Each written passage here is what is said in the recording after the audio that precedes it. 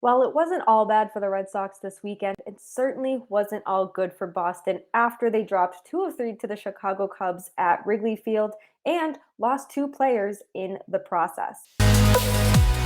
You are Locked On Red Sox, your daily Boston Red Sox podcast. Part of the Locked On Podcast Network, your team every day.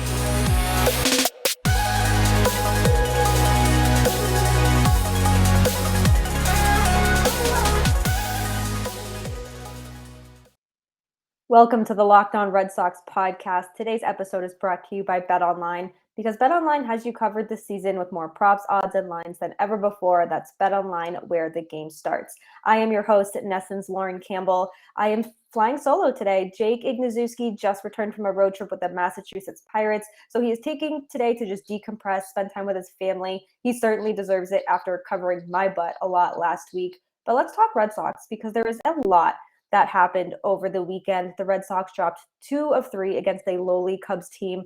Rich Hill was placed on the injured list. Xander Bogaerts had to receive some stitches after getting cleated by Willson Contreras on Sunday. We'll talk some Chris Sale. He's getting closer to his return, and how the Red Sox now may need him more than ever with Rich Hill's injury. Garrett Whitlock Alex Cora has finally listened to me. He will be placed in the bullpen where he belongs among his return from the IL. And of course, we'll end this show, as we always do, with the Mental Health Minute. But let's talk Friday's game first, because that's where a lot of bad kind of started for Boston. Rich Hill was cruising. He cruised through 4+ innings. He looked really good. The Red Sox also were leading 4-0. So things were going well for the Red Sox. This was their game to win. And unfortunately, that just didn't happen. They ended up losing 6-5. But Rich Hill felt a pop in his knee on his first pitch to Willson Contreras. He thought he could pitch through it, but turns out he couldn't. He hit a batter, gave up a walk and a single after he felt that pop. And then he was taken out of the game. He did say he felt the pop and shouldered the blame for the loss, saying he put the Red Sox in what he called a really bad position. And while, yes, you could argue that he did do that, it was Hansel Robles, who's really making a case to never pitch for this Red Sox team again, surrendered the game-tying home run. And over his last 7 starts, he has given up 10 earned runs. And that includes a blown save. Oof, why is this guy still pitching? Why are you still putting him in the game? There's not that many better options when you're going to Robles, but at this point, I don't know if you stash him on the IL like they're kind of doing with Matt Barnes right now. I don't know if you option him to Worcester. I think that once the pitching staff becomes a bit healthier with the return of Eovaldi, Whitlock, Sale, maybe eventually Paxton, and now Rich Hill, you're going to have to make some decisions about Robles, Ryan Brazier, Hirokazu Samamura. And I just feel like those are going to be the odd men out. And I don't think we need to say anything more about Robles and his 10 earned runs over 7 starts.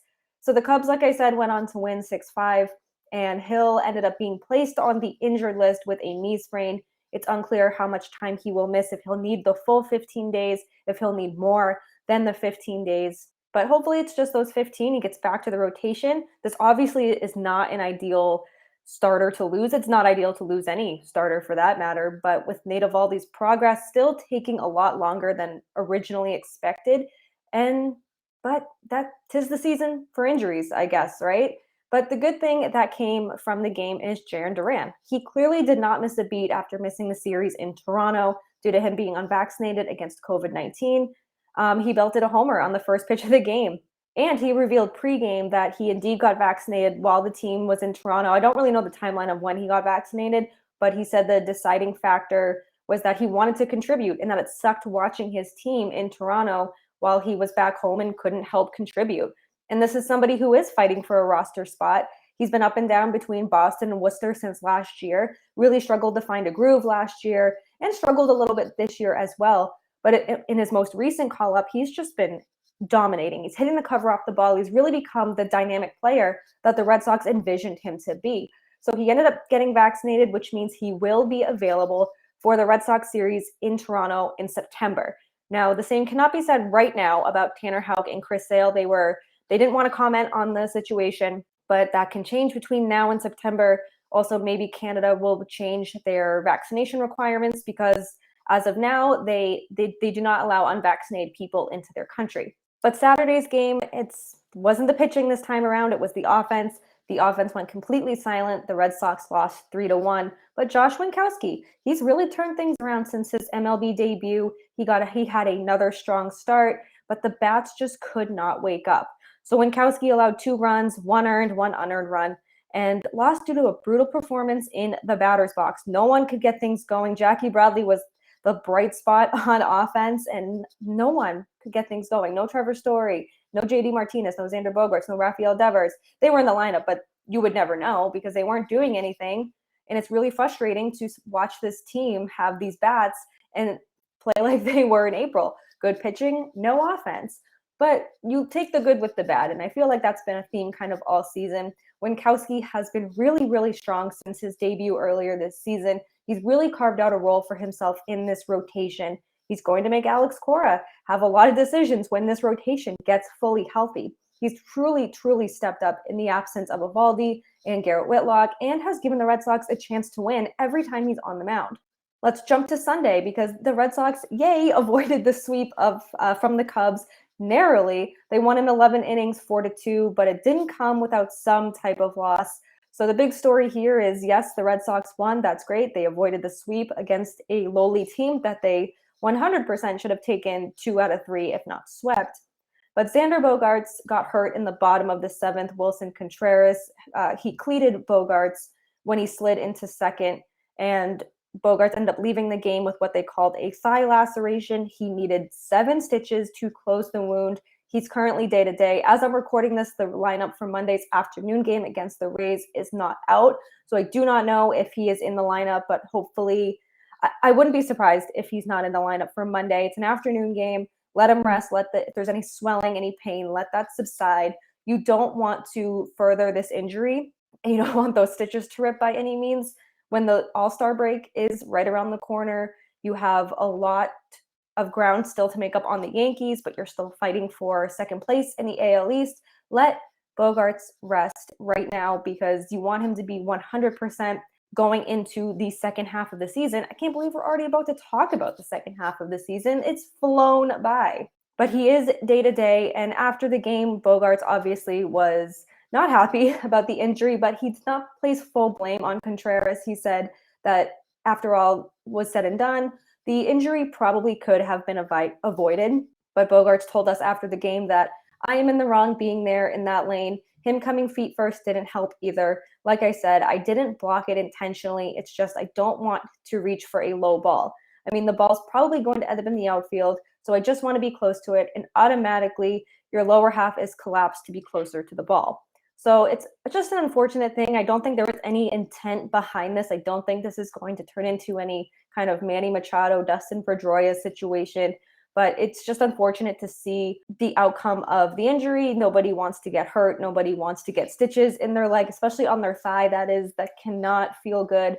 I've been cleated a couple times during my softball playing days. Never on my thigh, mostly like my ankle, my shin. It's not pleasant. It is not a fun time. Never had to get stitches, thank God. But even though the loss of Bogaerts certainly sucks, Connor Seabold has looked much better. He had 4 strikeouts and 2 walks, and he said after the game that he didn't think he had his best stuff, but quote unquote, beggars can't be choosers. No, Connor, you're right, they cannot, but you can choose to stay right here as we get to talk about Chris Sale's imminent return, how close he is to finally pitching with the Red Sox, when he'll start with the Woo Sox, and this potentially could be his final rehab assignment.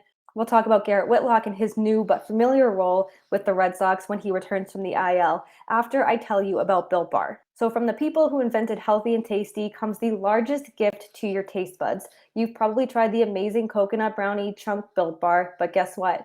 Your friends at Built have given coconut brownie chunk the puffs treatment. That's right, the coconut brownie chunk Built Bar flavor you love in a delicious, chewy, marshmallowy covered in 100% real chocolate. It's like a fluffy cloud of coconut brownie goodness. And if you're drooling about it, stop drooling and listen up because they are good for you. They're low calorie, they're low sugar, they're high protein, and of course, they're very delicious. The best part about Built Puffs, of course, is that they taste amazing, but you can enjoy them guilt-free. They are actually very good for you. They're the perfect treat if you're on the go, you have kids going to camp, throw them in their backpack.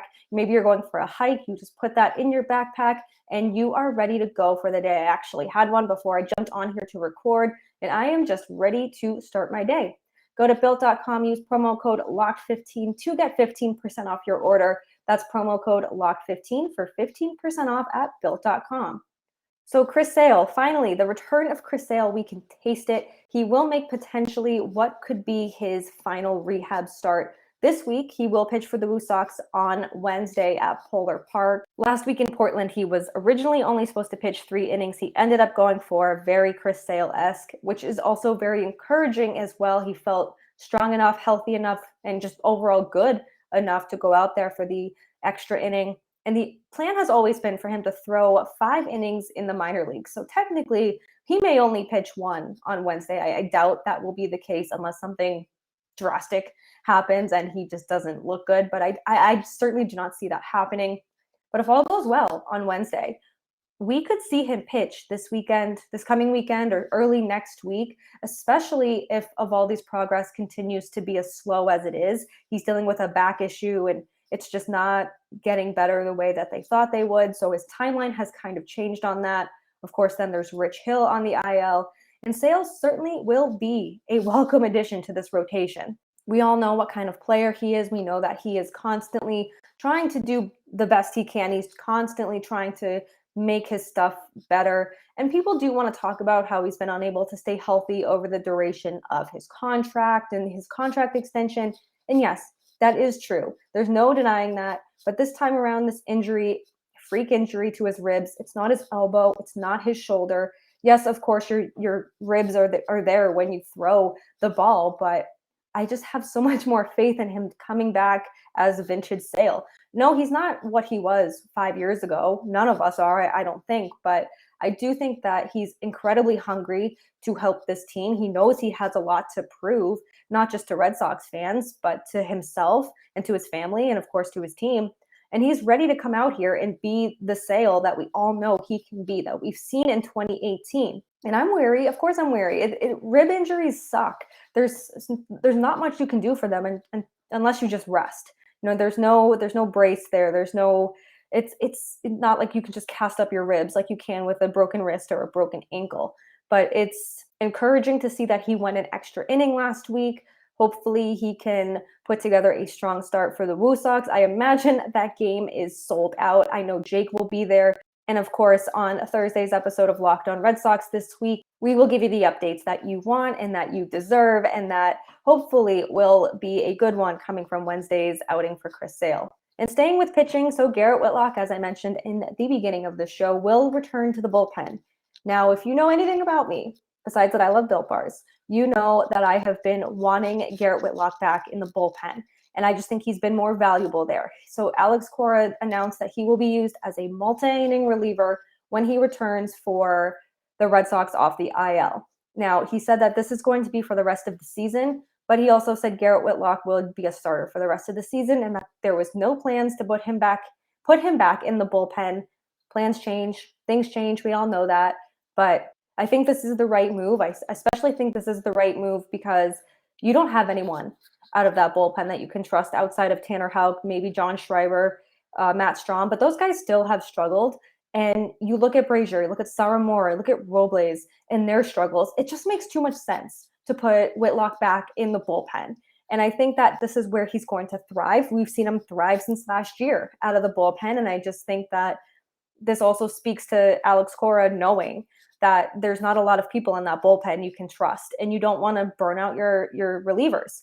And with James Paxton potentially coming back this year, Chris Sale obviously on the horizon of a return, Rich Hill will come back, Nate Eovaldi also needing to come back. So that it's just not that Whitlock is the odd man out. He just makes the most sense to move to the bullpen. But you also know how much I hate when they do this to pitchers. Like, just define their role. Don't put them back between starter and bullpen. And I think that if they have plans to put Whitlock in the bullpen, keep him there for the rest of the season. And I said that when they made him a starter. I said, if this is your plan, then keep him. So while I am happy that he's going back to the bullpen, I just hope it doesn't mess with his mental setup too much or anything like that. But as Connor Seabold said, beggars can't be choosers. So we'll see how this all pans out. The Red Sox have a lot of AL East opponents ahead of them. They have a lot of big tests ahead of them, and they're going to need a trustworthy bullpen. And maybe this will put into Chaim Bloom's kind of perspective that, hey, we need actual help in this bullpen. We don't need the Hansel Robles, the Ryan Braziers, the Hirokazu Saramoras. We need actual help. And I think this speaks to him not getting help in the offseason when the help was there, not getting help last year at the trade deadline when the help was out there. So hopefully this kind of puts it on his radar. I know Chaim Bloom has told radio stations here in Boston that the idea or the hope is that they do get that help for the bullpen. So now we just play the waiting game until the trade deadline, which is less than a month away. It's August 2nd. So knock on wood, let's hope we get some good relievers out of that trade deadline. So let's keep this train moving and with our mental health minute going into our third segment of the Locked On Red Sox podcast. We'll get into that right after I tell you about BetOnline, because betonline.net is your number one source for all your betting needs and sports info. Find all the latest sports developments, league reviews, and news, including the Stanley Cup playoffs, which were incredibly fun. The Avalanche won the Stanley Cup over the Tampa Bay Lightning. If you have not seen their celebrations all over Twitter, go check them out. They're just having a ton of fun. I could never be the keeper of the cup, though. That just seems like the most stressful job in the world. And of course, you can find all the odds for Major League Baseball. BetOnline is your continued source for all of your sporting wagering information, including live betting, esports, and scores. And BetOnline.net remains the best spot for all of your sports scores, podcasts, and news this season. It's the fastest and easiest way to check on all of your favorite sports and events, including MMA, boxing, and golf. Head to the website today to use your mobile device to learn more about the trends and the action. That's BetOnline, where the game starts. So as always, we are going to end the Locked On Red Sox podcast on the Mental Health Minute. And if you watch this podcast on YouTube, you probably noticed my background has been just like chaotic for the last few months. And I just need to shout out my fiance, Derek, who has just worked tirelessly over the last 2 years to make this house our home and to do renovations that we never thought we'd ever have to do buying a home. But he set up what will be our office. You can see the Bob Cousy trophy in the background, and you see the walls are very bare, but the pictures will be up soon. We have a ton of sports pictures that will go up that have a lot of meaning to us, and that will just make this room the perfect sports fan's little office. But beyond the gray paint and beyond the decorating, he did so much work. Like he redid the whole ceiling. The ceiling had many cracks in this. We live in a very old house.